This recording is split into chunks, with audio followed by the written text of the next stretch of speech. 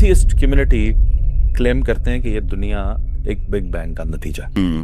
मुसलमान ये कहते हैं, ये लॉजिक देते हैं कि बिग बैंग कोई भी ऐसा धमाका नहीं होता जो इतनी परफेक्शन में, इतना जबरदस्त निज़ाम के अंदर दुनिया को, फिर इंसानों को, फिर ये हमारी आंखें का, ये सब कुछ इसी तरह इतनी खूबसूरती से नहीं बन सकता। ये धमाका जो है रब ने किया है। तो वो सवाल पूछते हैं कि अगर धमाका खुद से नहीं हो सकता तो फिर रब कैसे खुद से बन सकता है? बड़ी खूबसूरत। पहले तो मैं आपको एक बात बताऊं आसिफ साहब, कोई भी एथियस्ट इस दुनिया में, कोई भी शख्स एथियस्ट हो ही नहीं सकता। क्यों? लॉजिक डिस्कस करते हैं उसकी। एथियस्ट का क्या मतलब है आसिफ साहब? उनकी इतनी मेहनत आप जाया कर रहे हैं, 1 मिनट हमने कहा वो है ही नहीं। तो मैं लॉजिकल आर्गुमेंट रखता हूँ। जी सर। और वो जवाब दे उसका। जी सर। लॉजिकल आर्गुमेंट ये है कि एथियस्ट का मानना है कि कोई खुदा नहीं। जी। इसका मतलब यह है कि उनके पास सारी नॉलेज मौजूद है। आप जब ये बात कहेंगे तो 100% प्रोबेबिलिटी से कहेंगे ना। एग्नोस्टिक इसे कहते हैं कि वो शक। अच्छा सर, इसमें भी वो मेरा ख्याल है दो टाइप है, मैं बताता हूँ। एक एथियस्ट है और एक एग्नोस्टिक है। मैं डिफरेंस बताता हूँ आपको। एथियस्ट वो कहता है कि कोई खुदा नहीं, जी, वो श्योर है। एग्नोस्टिक कहता है हो भी सकता है और नहीं भी हो सकता। मैं सिर्फ अभी एथियस्ट की बात कर रहा हूँ। कोई भी शख्स अपने आप को एथियस्ट नहीं, क्योंकि जब आप कहते हैं कि कोई खुदा नहीं है, इसका मतलब है आपके पास परफेक्ट नॉलेज है। यही होगा ना। आप तभी इनकार करेंगे जब आप, फॉर एग्जांपल, ये कमरा है और मैं यहाँ देख लूँ और मैं कहूँ, जैसे उन्होंने अभी कहा कोई टिशू नहीं है। उन्होंने सारा कमरा देख लिया तो उसके बाद कहा कि कोई टिशू, ठीक, परफेक्ट नॉलेज, तभी उन्होंने पूरा कमरा देख लिया। जी। अब मैं आपको एक बात बताता हूँ, मैंने आपको थोड़ी देर पहले बताया जी, ये जो सिंगुलैरिटी थी जिससे ये बिग बैंग हुआ, ये एक्सपेंशन हुई, ये कहाँ से आया? ये 10⁻⁻43 सेकंड से पहले कहाँ से आया? क्या साइंस के पास ये जवाब है कि ये कहाँ से आया? नहीं। साइंस का कोई भी साइंसदान, इस दुनिया का कोई भी इंसान ये जवाब नहीं दे सकता कि वो सिंगुलैरिटी कहाँ से आई। अगर आपको ये नहीं मालूम कि कहाँ से आई, फिर प्रोबेबिलिटी 100% नहीं होती आसिफ साहब, फिर प्रोबेबिलिटी हो जाती है 50%। हो भी सकता है और नहीं भी हो सकता। तो क्या कोई शख्स एथियस्ट हो सकता है? नहीं हो सकता। दूसरी बात सुनिए, इस कायनात का 95%, यानी इस कमरे का ले लें, इस कमरे का 95% डार्क मैटर और डार्क एनर्जी से बना है, जिसके बारे में हम कुछ नहीं जानते, जिसके बारे में हम कुछ नहीं जान सकते। यानी हम 5% जानते हैं, उस 5% का भी 0.01% या 0.1% और नहीं जानते उसके। तो क्या जब आपके पास 95% मालूमात या ना हो या 99% मालूमात ना हो, इनको मैंने कहा कि जरा देख के आओ टिश्यू है कि नहीं है, और इन्होंने कमरे का 1% एरिया देखा और 99% एरिया नहीं देखा, तो क्या ये बोल सकते हैं कि नहीं है? मुझे लॉजिकली आप बताएं, क्या 99% आपको पता ना हो, 1% आपको पता हो, तो क्या आप 100% प्रोबेबिलिटी से ये कह सकते हैं कि नहीं है? बनता ही नहीं है ना आपका। मैं कहता हूं इस दुनिया का कोई भी शख्स एथियस्ट नहीं हो सकता। एट मोस्ट एग्नोस्टिक हो सकता है।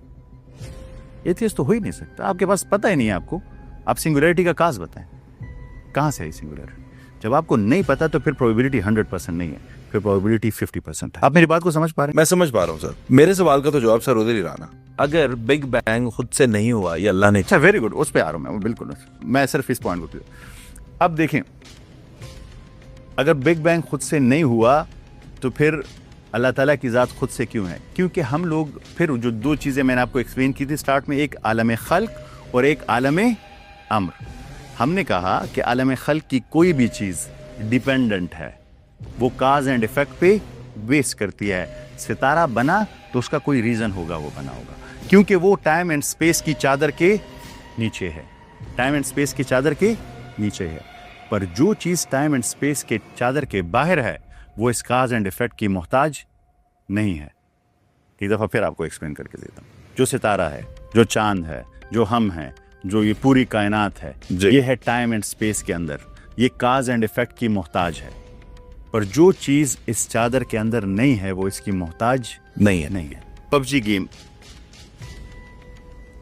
का एक प्लेयर के पास अगर कॉन्शियसनेस आ जाए, जो उसके अंदर कैरेक्टर है ना, उसके पास कॉन्शियसनेस आ जाए, और तो वो कहेगी कि ये पबजी गेम तो 2013 में बनी है, तो इस 2013 से पहले तो कुछ हो नहीं सकता फिर, क्योंकि सब कुछ नहीं था तो कैसे बन गया? फिर तो नहीं बन सकता, क्योंकि ये गेम तो इसलिए बनती है, मैं आगे जाता हूँ तो ये स्ट्रीट आती है, यहाँ पे बात है।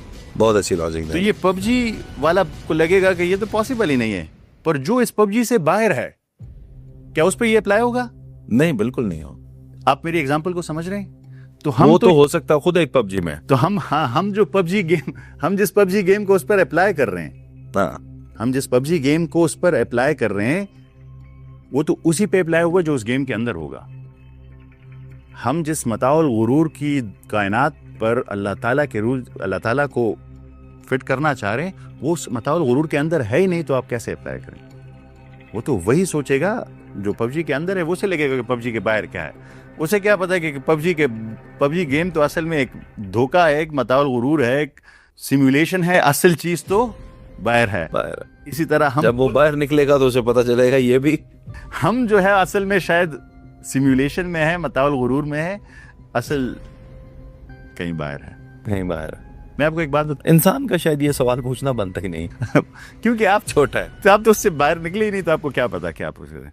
देखिए, कोशिश तो कर रहे हैं सर। वॉइस कमांड डिवाइसेस जो हैं जी, आप कहें कि ओपन, और आपके सामने एक पूरी मूवी स्टार्ट हो जाती है जी। उस मूवी के कैरेक्टर को लगेगा कि ये मूवी तो अभी स्टार्ट हुई है, बस यही असली है, इससे बाहर तो कुछ नहीं है। अगर उसको कॉन्शियसनेस मिल जाए, ये असल चीज कॉन्शियसनेस है, और कॉन्शियसनेस किससे स्टैम्प होती है? सोल से। अच्छा सर, इस सवाल का एक बुनियादी मकसद ये भी था कि अल्लाह कैसे खुद से बन सकता है? जब सब कुछ मोहताज है किसी के बनने का, तो अल्लाह करीम कैसे खुद बने? जो लॉजिक है ना कि किसी चीज से ही कोई चीज बनेगी, ये है इस 3D यूनिवर्स के कैद, हमारी डायमेंशन की बात, हमारी डायमेंशन की बात है। इससे बाहर ऐसा नहीं है। इससे बाहर के फिजिकल लाज कैसे हैं कैसे नहीं है, उसे हम समझ ही नहीं सकते। मैं आपको एक और छोटी सी एग्जांपल देता हूँ। एक मेंढक एक दफ़ा कुएं में गिर जाता है। वो पहले बाहर रहता है, तो सारी ऊपर आसमान देखता है, सारी जगह देखता है, इधर उधर बड़ा खुला एरिया देखता है। वो कुएं में गिर जाता है। तो जो कुएं में मेंढक रहते हैं, तो उनको बड़ा तजस्सुस होता है कि तुम कहाँ से आए हो। तो कहता है कि बहुत बड़ी दुनिया है बाहर, बहुत। तो वो कहता है कितनी बड़ी है? तो वो ऐसे एक दायरा से घूमता है, इतनी बड़ी है। तो वो कहता है कि नहीं, ये तुम नहीं एक्सप्लेन करो। फिर एक बड़ा दायरा बनाता। आखिर में वो पूरा जो डायमीटर है कुएं का, उसका कहता है इतनी बड़ी। तो कहता है कि मैं तुम्हें नहीं एक्सप्लेन कर सकता, नहीं कर सकता। तो कुछ चीजें वो कुएं के मेंढक के हिसाब से, हम लोगों के अक्ल, हमारी कॉग्निटिव एबिलिटी से वो सर, मैं इस नतीजे पर पहुंचा कि हम क्योंकि इस डायमेंशन के अंदर हैं, हम वहाँ बाहर, इससे बाहर वो लॉज नहीं है, तो कोई भी चीज खुद से बन सकती है, अल्लाह भी खुद से। तो नहीं ऐसे नहीं। मैं इसको थोड़ा सा सिर्फ एक्सप्लेन करूं। हमें नहीं पता कि वहां क्या है। अब मैं एक चीज आपको बताता हूं। आपको पता है इस दुनिया की तमाम एकेडमिक रिसर्च, साइंटिफिक रिसर्च कैसे काम करती है? क्या आपने ग्रेविटी को देखा है? नहीं देखा ना।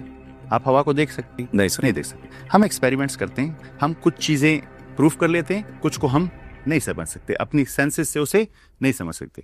क्योंकि हम लोगों ने 10 चीजें टेस्ट की, वो ठीक थी, 11वीं 12वीं उससे मुताबिकत है, तो हम कहते हैं कि हम इस पे भी बिलीव कर लेते हैं, क्योंकि ये 10 चीजें ठीक है, तो ये 11 12 भी ठीक होगी। अब कुरान करीम हमें कहता है कि वो तमाम चीजें जिसे आप अपनी कॉग्निटिव एबिलिटी से समझ सकते हैं, जो आपके अकल के हुदूद के अंदर हैं, आपका टेस्ट उस पे, आपने उससे समझना है। तो जब आपने कुरान करीम की वो तमाम बातें समझ ली, कुरान करीम ने कायनात की पैदाइश को, इंसान की पैदाइश को, इस ज़मीन की पैदाइश को, ज़िंदगी को, इस पूरे निज़ाम को जो एक्सप्लेन किया है, और साइंस ने तमाम बिलियंस डॉलर स्पेंड करने के बाद, सदियों की रिसर्च के बाद उसी पे पहुंची है। तो जब आपकी ये तमाम बातें कुरान करीम की ठीक हो गई, उसके बाद वो बातें जिसे आप अपनी कॉग्निटिव एबिलिटी से समझ नहीं कर सकते, उसको जैसे आपकी एकेडमिक रिसर्च है, जैसे साइंटिफिक रिसर्च है, फिर आपको उन बातों को इसलिए मानना पड़ेगा कि कुरान करीम की बाकी तमाम बातें ठीक है, इसका मतलब है कि ये बातें भी, आप मेरी लॉजिक समझ? मैं समझ रहा हूँ सर। और ऐसे ही होता है हमेशा। तो सर, कुरान मजीद के जरिए या अपनी जाते, हर इंसान मुसलमान थोड़ी होता है, वो भी रिसर्च करके उधर ही पहुंच रहे हैं। हाँ, जहाँ हम कुरान पढ़ के, बिल्कुल ऐसे, बिल्कुल वो लाखों डॉलर खर्च करके, बिल्कुल ऐसे, और हम सिर्फ जो है वो कुरान मजीद पढ़ के, रिवील्ड नॉलेज हमारे पास पड़ा हुआ है, एक्वायर्ड नॉलेज वो इस्तेमाल वो कर रहे हैं, वो पहुंच रहे हैं। आखिर में जाके उनको ये कैसे साबित करें कि वो जो रब तुम तलाश कर रहे हो वो अल्लाह ही है, वो ईश्वर नहीं है, वो कोई और खुदा जो दुनिया में और रिलीजन्स हैं वो नहीं है, अल्लाह ही है। ये बहुत अच्छा क्वेश्चन है। उसके लिए जो आयत है कुरान करीम है, वो है अफला यतदब्बरून अल कुरान, कि आप इस पर तदब्बर नहीं करते, या अगर इसमें कोई गलती है किसी इंसान की तरफ होता तो आप इसमें बहुत सारी गलतियां ढूंढ लेते। कुरान करीम ने फिर ओपन चैलेंज दिया ना कि आप टेस्ट करें इसे कि ये अल्लाह की किताब है या नहीं है। आप इसे कंपेयर करें, चेक करें कि ये अल्लाह की किताब है या नहीं। अब देखें, मैं आपको एक छोटी छोटी एग्जांपल देता हूं। अगर ये नऊज़ बिल्लाह किसी इंसान की किताब होती तो इसके पास वो इन्फॉर्मेशन नहीं होती जो किसी क्रिएटर के पास हो सकती है। जैसे आप सूरह तारिक की एग्जांपल ले लीं। सूरह तारिक कैसे स्टार्ट होती है? वो समाए व तारिक, कसम है आसमान की और कसम है तारिक की। वो माँ अदरा कमत तारिक, तुम्हें क्या पता कि तारिक क्या है? और आगे जवाब देते हैं अन नजमुस साकिब, ये एक चमकता हुआ सितारा है। ये कुरान करीम की एक, मैंने आपको एग्जाम्पल के तौर पर बता रहा हूँ, अनगिनत एग्जाम्पल हैं। हर वो आयत जिसपे आपके रोंगटे खड़े हो जाएंगे अगर आपके पास साइंटिफिक इल्म है। ये कैसे एक्सप्लेन हो रहा है? अब जरा सुनिएगा। कसम है आसमान की और कसम है तारिक की, और तुम्हें क्या पता कि तारिक क्या है? ये एक नजमुस साकिब है। आपको पता है तारिक को अरबिक में किसे कहते हैं? खटखटाने को, नॉकिंग। कैसे होता है? टक टक टक टक टक टक टक टक टक टक टक टक चला जाएगा। तारिक है। तारिक क्या है? नजम है। नजम किसे कहते हैं? सितारे को। और वो एक साकिब सितारा है। साकिब किसे कहते हैं? बहुत चमकीला, बहुत ब्राइट, बहुत ब्राइट। साकिब दो चीजों को कहते हैं, एक बहुत ब्राइट और एक सुराख करने वाला। अब कितनी अजीब बात है। कसम है आसमान की और कसम है खटखटाने वाली की, और तुम्हें क्या पता खटखटाने वाला क्या है? ये एक बहुत ब्राइट सुराख करने वाला सितारा है। ये बात 1400 साल पहले की जा रही है और 2020 के बाद डिस्कवर की जाए। और 2020 के बाद हमें पता चलता है कि कायनात में एक सितारा है जिसे पल्सर स्टार कहते हैं। पल्स क्या होती है? टक डुब डुब डुब डुब डुब डुब टक टक टक टक टक टक हो रही। और वो इतना ब्राइट है कि वो कुछ लम्हों में इतनी रोशनी देता है कि सूरज सालों में नहीं दे सकता। इतना ब्राइट है। और वो एक न्यूट्रॉन स्टार है। पल्सर स्टार एक न्यूट्रॉन स्टार है। वो बड़ा होता है, अल्टीमेटली स्पेस टाइम फैब्रिक में सुराख करके ब्लैक होल बन जाता है। सुराख करने वाला, चमकीला, सारी चीज, सारी निशानियां। तो मैं तो इंसान हूं, मैं अनबाइस हूं, तो मैं सोचूंगा ना कैसे पता है किताब को वो बातें जो शायद 14 साल पहले नहीं पती थी, वो 1400 साल पहले कैसे पता है? टेस्ट करें फिर उसे। तो यकीनन ये उसकी किताब है जिसको पता है। हाँ, ये उसी को पता हो सकता है जिसने ये सब क्रिएट किया है।